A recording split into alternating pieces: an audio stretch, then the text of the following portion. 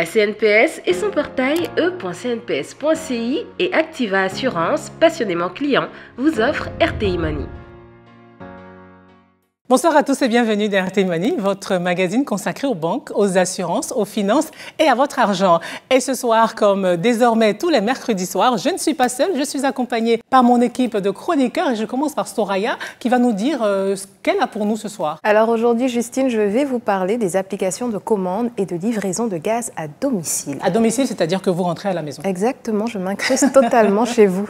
Bienvenue à la maison. Merci, Justine. Christelle, vous allez nous emmener à la découverte ou à la redécouverte d'un métier de la banque assurance, c'est bien cela? Oui, plus précisément un métier de l'assurance, celui de courtier en assurance. Alors, qu'est-ce que fait un courtier en assurance? Qu'est-ce qu'il gagne et aussi comment est-ce qu'on devient courtier en assurance? Vous saurez tout. Merci Christelle. Et le monsieur chiffre, qu'est-ce que vous avez pour nous, Landry, ce soir? Je me suis intéressé ce soir à l'argent des plus grandes entreprises de Côte d'Ivoire, ces entreprises qui brassent des milliards de francs CFA chaque année. Un classement a été publié pour cette année 2021 et j'ai choisi de le partager avec vous. Et on saura tout à l'heure. Tout à l'heure. Et RTI Money, c'est aussi le Money Time. Et bien évidemment, en fin d'émission, vous verrez l'interview cash avec Léon Siassé. C'est le directeur général de la NCIA Bank, filiale du groupe panafricain NCIA. Mais avant, place à la première rubrique de cette émission, Éco-chiffres.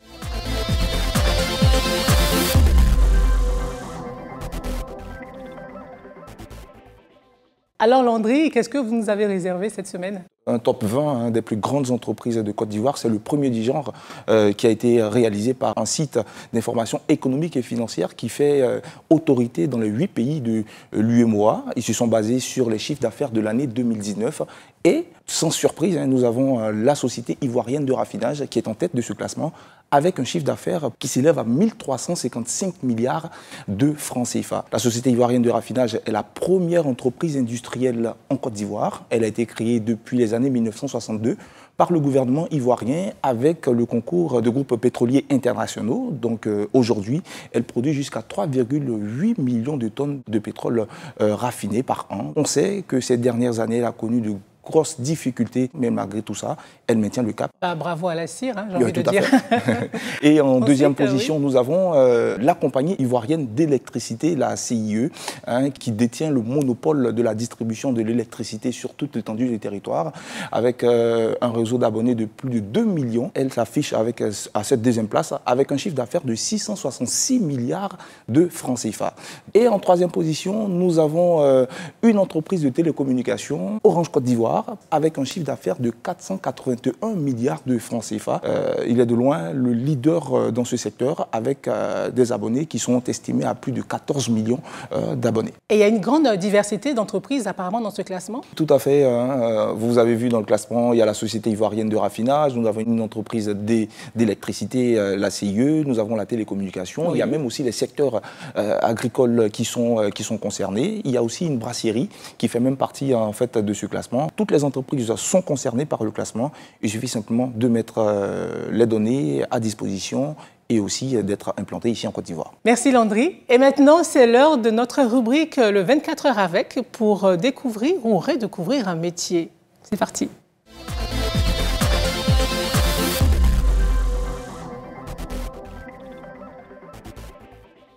Alors Christelle, vous allez nous faire découvrir un métier dans l'univers de l'assurance. Exactement, je vous emmène dans les coulisses du métier de courtier en assurance. Et pour cela, j'ai décidé de suivre Herman Ndi, qui est à la tête d'une maison de courtage en assurance ici à Abidjan. Et avec lui, on saura tout sur ce business autour de ce métier, surtout comment est-ce qu'on devient courtier, qu'est-ce qu'on gagne. On regarde le reportage. Dans le quartier résidentiel de la Riviera, rendez-vous en ce début de journée avec un des courtiers en assurance les plus actifs du marché ivoirien. Courtier, un business qui consiste à faire l'intermédiaire entre les compagnies d'assurance et les assurés. Je vous rappelle à propos de votre accident avec la mobilette.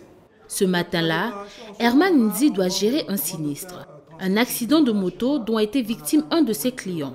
Je pense qu'il faut rentrer. Dès que vous arrivez au bureau, le temps où vous vous posez, vous envoyez la déclaration pour qu'on puisse faire le nécessaire pour vous remettre le bon de prise en charge. Depuis 4 ans, Herman assiste des clients qui viennent pour obtenir les primes d'assurance les moins chères, mais pas seulement. Les conseils des courtiers peuvent faire économiser beaucoup d'argent. Par exemple, les images, vous avez, je crois qu'il a pris par l'arrière, C'est dans la zone de la Riviera. Nous sommes d'abord des intermédiaires, donc en assurance, nous sommes agréés et nous apportons donc une valeur ajoutée en termes de conseil. On ne vient pas chez un courtier pour juste avoir une prime moins chère, mais il faut que ça soit la meilleure couverture par rapport au risque qu'on veut assurer. Démarcher de nouveaux clients, placer de nouveaux produits, voilà son quotidien.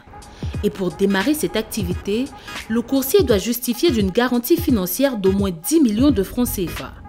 À chacun de ces contrats, il touche entre 10 et 27% de commission. En 2020, Herman a encaissé jusqu'à 50 millions de francs CFA. Pour être courtier, c'est donc de justifier d'une formation en assurance ou d'une expérience professionnelle de 2 ans. Bien entendu, il faut créer une société d'abord et puis après faire la demande pour être agréé. Demain, j'invite ceux qui justement sont à la recherche d'une carrière professionnelle de penser au secteur des assurances parce qu'il y a une forte demande en termes de ressources humaines. Pour son prochain rendez-vous, ils seront dans cette agence immobilière. Un client à qui Herman accorde une attention particulière car c'est avec lui qu'il a signé son tout premier contrat. Bonjour Madame Abiba. Pour fidéliser sa clientèle, il s'oblige à passer régulièrement faire le suivi des contrats d'assurance en cours. Et ce matin, il rencontre Abiba, la coordonnatrice, pour discuter l'assurance de leur flotte automobile. On a reçu la demande que vous avez formulée, notamment sur le personnel. Ça a été traité. On a des dossiers de remboursement aussi. Si, c'était ça. Herman a su se rendre indispensable pour répondre aux préoccupations des souscripteurs qui ont parfois du mal à se retrouver dans la complexité de leur contrat d'assurance. Nous, on veut quelqu'un qui peut être notre interlocuteur à tout moment, qui peut décanter des situations quand nous, on est coincés. Parce que les grosses maisons, quand vous n'avez pas une personne fixe qui peut vous répondre, c'est pas évident de mettre la main sur quelqu'un dimanche qui peut vous résoudre une situation. Le conseil pour y voir plus clair dans les offres des assureurs, un des services les plus réclamés par les futurs souscripteurs. 1 heure plus tard, Herman arrive sur le chantier d'un établissement privé d'enseignement supérieur qui va ouvrir ses portes à la rentrée prochaine. Sur place, Herman réalise ce qu'on appelle la visite risque, une étape importante qui va permettre d'établir le montant de la prime à payer. Ici, là, il y a eu un défaut de construction. Donc ça peut être pris en compte. Donc je vous conseille vraiment de rattraper ça avant de faire des équipements, d'installer tout. Faites même des tests après. S'il faut, vous reprenez. Non, ça c'est déjà fait. Oui, on va le faire. Déjà fait. Versez-le pour tester. Pour son client, Herman a trouvé 2 propositions de contrat avec une prime d'environ 800 000 francs CFA pour une assurance pour les étudiants et une assurance multirisque. C'est effectivement des contrats à forte valeur ajoutée. Pour le client, pour les parties prenantes, parce que naturellement, un incendie n'arrive pas tout le temps, contrairement à l'assurance auto, la santé. Après la visite risque, Herman est chez l'assureur pour négocier un rabais sur la prime proposée à son client. Bonjour, merci de me recevoir. Et vous aurez même les images, les éléments et les mesures de prévention qui mettra donc en œuvre pour réduire le risque. Et naturellement, on va solliciter donc une réduction donc, de primes. Oui, on pourra plus ou moins adapter et recalculer la prime aux besoins. Grâce à cette visite risque et à ses recommandations, Herman va pouvoir faire économiser plus de 200 000 francs CFA à son client. Avec ce volet commercial, les courtiers sont aujourd'hui indispensables aux maisons d'assurance. Aujourd'hui, on en a 67. N'empêche que nous sommes toujours ouverts à d'éventuelles collaborations. Puisque, comme je vous l'ai expliqué, par derrière, c'est le chiffre d'affaires que nous visons. Selon les derniers chiffres du secteur des assurances, les courtiers ont apporté 40% du chiffre d'affaires. Un chiffre qui s'élevait à 400 milliards de francs CFA en 2020. Ce qui est intéressant, c'est qu'on ne fera plus l'amalgame entre le courtier en assurance et l'assureur. Effectivement, le courtier en assurance est l'interface entre la maison d'assurance et son client, l'assuré. Et donc, il doit développer des qualités commerciales, de très bonnes relations clientèle et être à l'affût pour vraiment trouver les meilleures offres à proposer à ses clients. Les courtiers sont indispensables, vous venez de le dire, mais il ne faut pas oublier que ce sont quand même les mandataires des prospects, des clients. Est-ce que ce n'est pas une position un peu ambiguë vis-à-vis de l'assureur? Il garde à l'esprit l'intérêt de ses clients, certes, en cherchant les meilleures offres, mais de notre côté aussi, la maison d'assurance a tout à gagner à travailler avec eux parce qu'il leur apporte en termes de volume. Parce qu'on croirait à cause de ces rabais-là qui ne gagnent pas de l'argent, bien évidemment, ils en gagnent et c'est en termes de volume. Donc le courtier, comme on l'a dit, il est vraiment entre les deux. Voilà. Merci Christelle pour cette belle immersion. Et tout de suite, la suite de RTI Money avec les bons plans de Soraya.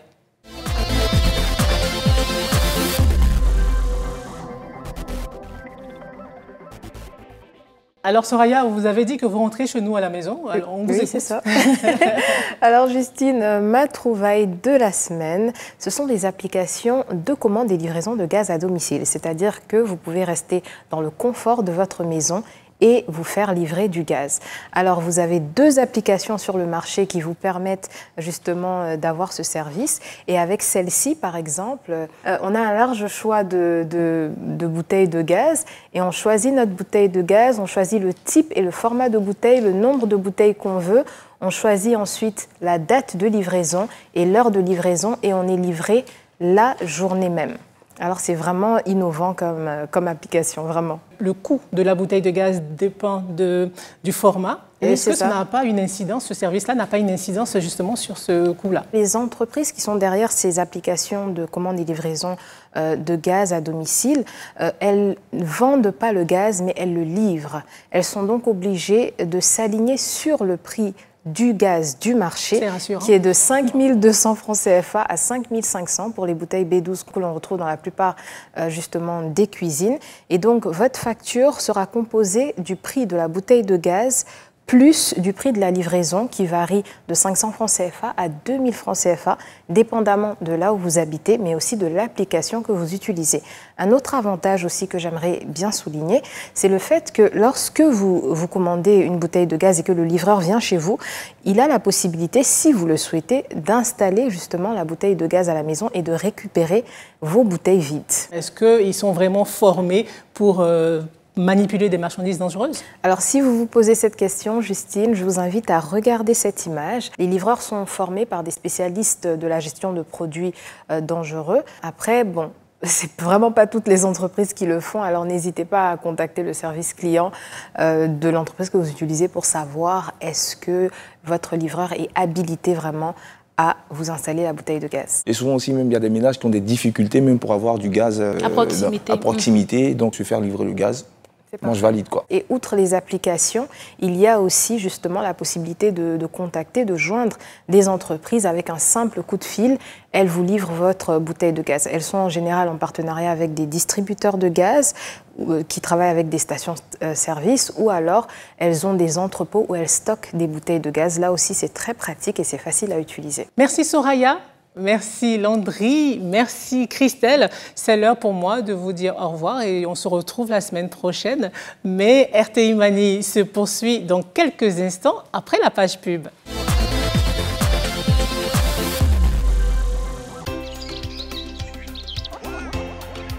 Le saviez-vous, pour limiter les déplacements de ses assurés sociaux, la CNPS a mis en place son portail eCNPS qui permet de tout faire en ligne. Simuler votre pension de retraite, suivre votre carrière ou effectuer toutes vos demandes de prestations sociales. Que vous soyez assurés sociaux ou employeur, activez dès maintenant votre compte sur e.cnps.ci et profitez-en. La CNPS, votre partenaire pour la vie.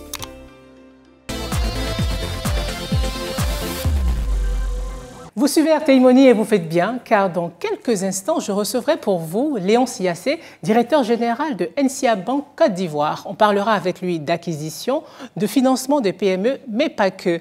Mais pour l'instant, c'est l'heure du Money Time qui décrypte une notion de la finance. Ce soir, on vous dit tout ce qu'il y a à savoir sur les hedge funds. Regardez.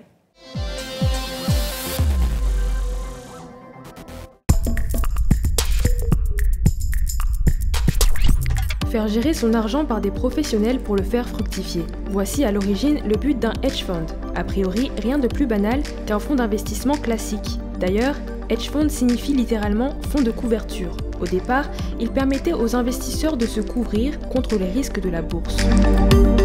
Mais aujourd'hui, les hedge funds n'ont plus rien à voir avec la finance traditionnelle. Ils désignent plutôt des sociétés privées brassant d'énormes sommes d'argent. Peu connus du grand public, peu contrôlés et contrôlables, et souvent très critiqués et redoutés, on les appelle aussi des fonds spéculatifs ou alternatifs. Ils récoltent beaucoup d'argent auprès d'investisseurs comptant parmi les plus fortunés de la planète pour investir à leur tour dans divers produits financiers et faire de gigantesques profits. Les hedge funds ne sont pas accessibles aux communs des mortels. Pour y accéder, il faut avoir une certaine fortune. Certains fonds exigent un apport minimal d'1 million de dollars, soit plus de 500 millions de francs CFA, aux investisseurs qui veulent y placer leur argent. Ceux qui investissent dans les hedge funds sont souvent des banques et autres institutions financières, des fonds de pension, des milliardaires, de riches traders ou héritiers désireux de faire fructifier leur argent. Le premier hedge fund est né dans les années 50 aux États-Unis. Depuis, ces véhicules d'investissement ont dépassé le nombre de 10 000 selon l'Organisation internationale des hedge funds. Ensemble, leurs actifs sont évalués à 3 200 milliards de dollars, soit 5 fois le PIB global de toute la CEDEAO. Pour leurs investissements, les hedge funds visent les grands marchés financiers tels que les bourses mondiales, le marché des changes pour les devises ou encore le tout nouveau marché des monnaies virtuelles. On les retrouve aussi dans les grandes entreprises qui produisent de colossaux résultats nets ou qui ont un très fort potentiel dans l'immobilier, les matières premières, les mines, l'énergie et tout ce qui peut générer de grosses plus-values. Malgré la crise sanitaire en cours, les hedge funds ont réalisé en 2020 plus de 127 milliards de dollars de bénéfices, 2 fois le PIB de la Côte d'Ivoire, à en croire l'agence financière Bloomberg.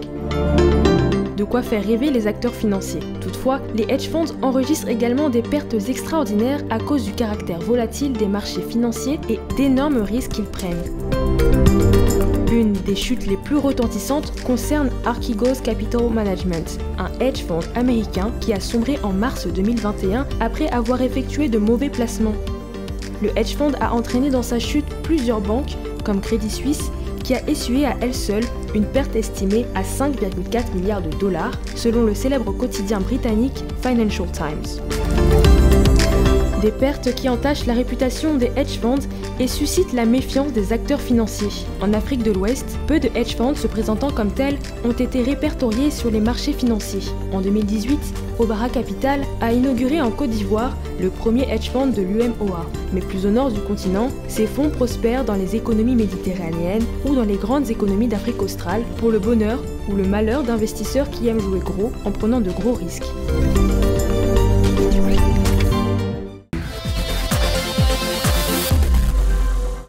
Il est le directeur général de NCA Banque Côte d'Ivoire, filiale du groupe panafricain NCA. Léonce Yassé, bonsoir. Bonsoir Justine. Comment se porte la banque que vous dirigez, surtout après cette acquisition de Diamond Bank? NCA Banque Côte d'Ivoire se porte bien. Nous sommes dans une période charnière, une période de profonde transformation. Nous avons lancé notre nouveau plan stratégique, notre nouveau plan de transformation digitale. Nous avons achevé la reprise des actifs de Diamond Bank Côte d'Ivoire et nous sommes prêts pour continuer à accompagner nos clients dans leurs projets et dans leurs opérations pour le développement économique de la Côte d'Ivoire. Quels sont les résultats de cette fusion-là? Est-ce qu'il n'y a pas eu trop de casse? C'est une opération réglementée. Réglementée en ce sens qu'elle a nécessité l'autorisation de la commission bancaire.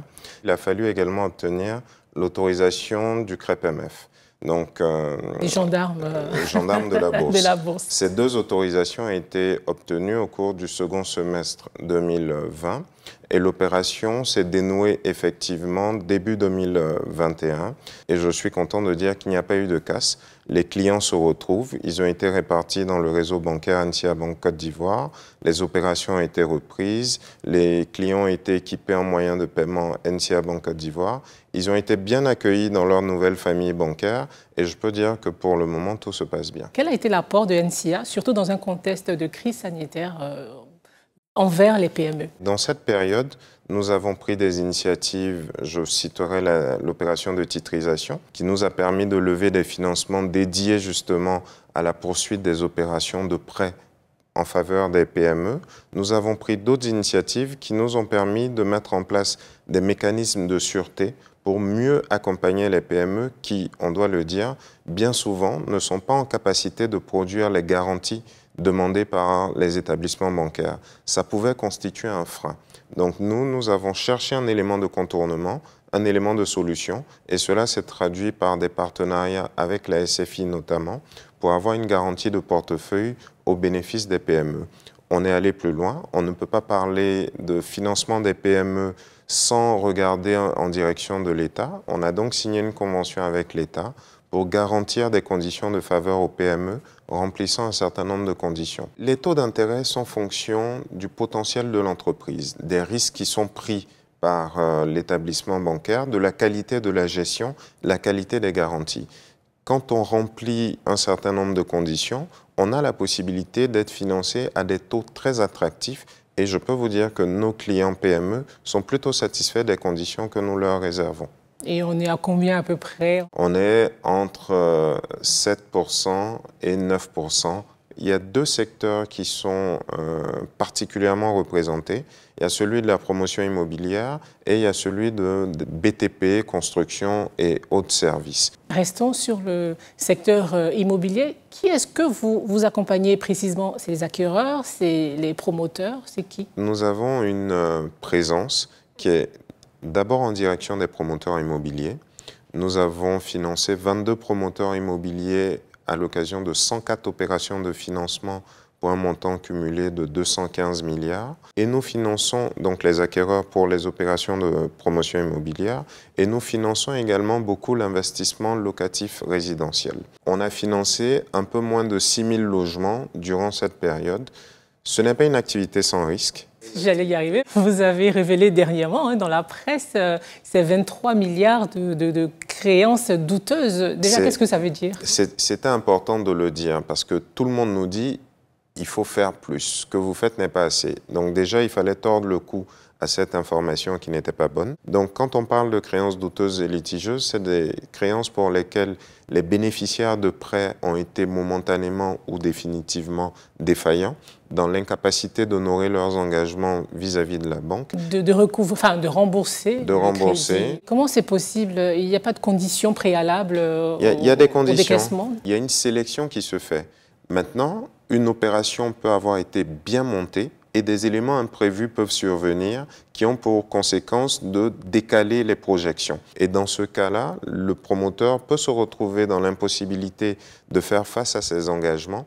Et ce n'est pas simplement quand tout va bien qu'il faut être aux côtés des clients. Dans ces situations de tension, nous trouvons les solutions pour les accompagner. Et au final, qu'est-ce qui est souhaitable alors? Il faut une combinaison d'initiatives. L'État doit être plus présent et nous aider à mieux contrôler les opérateurs avec davantage de sélection en amont pour que ce secteur ne soit accessible qu'à ceux qui présentent un certain nombre de garanties en termes de performance, en termes de sérieux, en termes de qualité de gestion et en termes de capacité pour livrer les logements dans les délais qui sont indiqués. D'autres mécanismes doivent être mis en place pour mieux sécuriser les risques qui entourent cette activité. Il faut savoir que si on décide d'y aller, c'est pour pouvoir favoriser l'émergence d'une offre de logement de qualité qui s'adresse à nos clients particuliers. Quelles sont les perspectives de votre banque? Nous avions lancé plusieurs chantiers pour initier un programme de transformation de l'établissement bancaire. La réglementation bancaire a évolué, les attentes des clients sont nouvelles, il y a des risques nouveaux qui sont apparus. Tout ça nous oblige à imaginer un nouveau modèle de banque. Pour arriver à cette solution, nous avons lancé un nouveau plan stratégique, un plan de transformation digitale qui met la satisfaction des clients au cœur de nos préoccupations. Les perspectives sont plutôt bonnes. Nous avons traversé la période un peu difficile. On a fait preuve de résilience et je peux vous dire que dans les prochaines années, NCA Bank continuera de progresser et ne sera plus dans le top 5, mais sans doute dans le top 3 des banques en Côte d'Ivoire. Léon Siassé, merci d'avoir répondu aux questions de RTI Mani. Merci Justine pour cette invitation, ça a été un grand plaisir. Cette émission s'achève maintenant. Merci de nous avoir suivis. On se dit à la semaine prochaine, mais d'ici là, portez-vous bien. La CNPS et son portail e.cnps.ci et Activa Assurance, passionnément client, vous ont offert RTI Money.